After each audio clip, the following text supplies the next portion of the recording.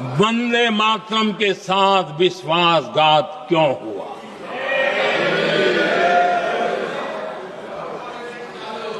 ये अन्याय क्यों हुआ? वो कौन सी ताकत थी जिसकी इच्छा खुद पूज्य बापू की भावनाओं पर भी भारी पड़ गई है,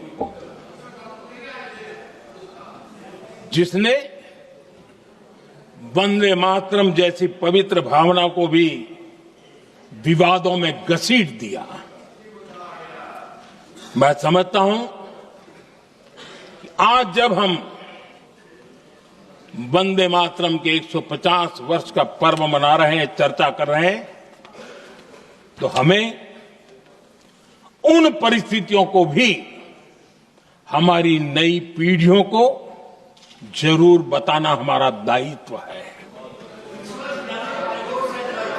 जिससे के वजह से वंदे मातरम के साथ विश्वासघात किया गया। वंदे मातरम के प्रति मुस्लिम लीग की विरोध की राजनीति तेज होती जा रही थी। मोहम्मद अली जिन्ना ने लखनऊ से 15 अक्टूबर 1937 को वंदे मातरम के विरुद्ध का नारा बुलंद किया। फिर कांग्रेस के तत्कालीन अध्यक्ष जवाहरलाल नेहरू को अपना सिंहासन डोलता दिखा। बजाय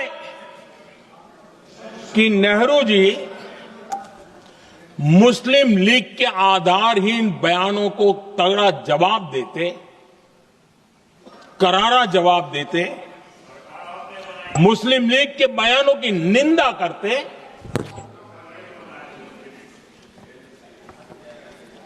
और वंदे मातरम के प्रति खुद की भी और कांग्रेस पार्टी की भी निष्ठा को प्रकट करते हैं, लेकिन उल्टा हुआ। वो ऐसा क्यों कर रहे, वो तो पूछा ही नहीं, न जाना, लेकिन उन्होंने वंदे मातरम की ही पड़ताल शुरू कर दी। जिन्ना के विरोध के 5 दिन बाद ही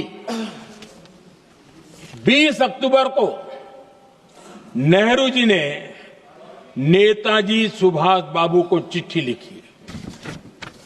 उस चिट्ठी में जिन्ना की भावना से नेहरू जी अपनी सहमति जताते हुए कि वंदे मातरम की, ये जो उन्होंने सुभाष बाबू को लिखा है, वंदे मातरम की आनंद मठ वाली पृष्ठभूमि मुसलमानों को इरिटेट कर सकती है। मैं नेहरू जी का कोट पढ़ता हूं। नेहरू जी कहते हैं, मैंने वंदे मातरम गीत का बैकग्राउंड पढ़ा है। नेहरू जी फिर लिखते हैं, मुझे लगता है कि ये जो बैकग्राउंड है इससे मुस्लिम भड़केंगे। साथियों,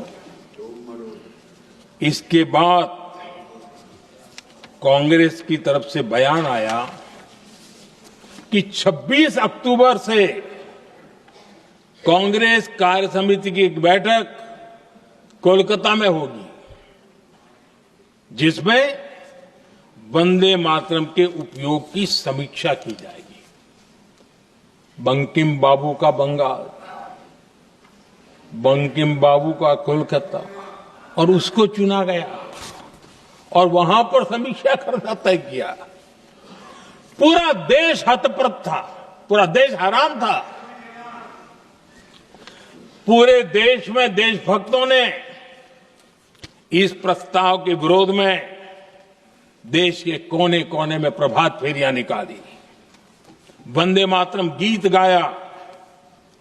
लेकिन देश का दुर्भाग्य कि 26 अक्टूबर को कांग्रेस ने वंदे मातरम पर समझौता कर लिया।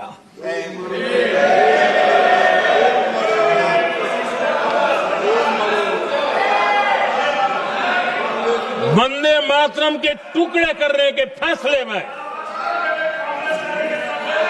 वंदे मातरम के टुकड़े कर दिए।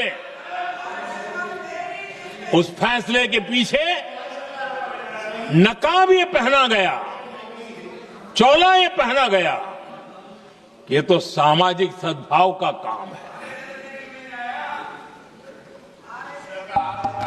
लेकिन इतिहास इस बात का गवाह है कि कांग्रेस ने मुस्लिम लीग के सामने घुटने टेक दिए और मुस्लिम लीग के दबाव में किया। और कांग्रेस का ये तुष्टीकरण की राजनीति को साधने का एक तरीका था। आदरणीय अध्यक्ष जी, तुष्टीकरण की राजनीति के दबाव में कांग्रेस वंदे मातरम के बंटवारे के लिए झुकी। इसलिए कांग्रेस को एक दिन भारत के बंटवारे के लिए झुकना पड़ा।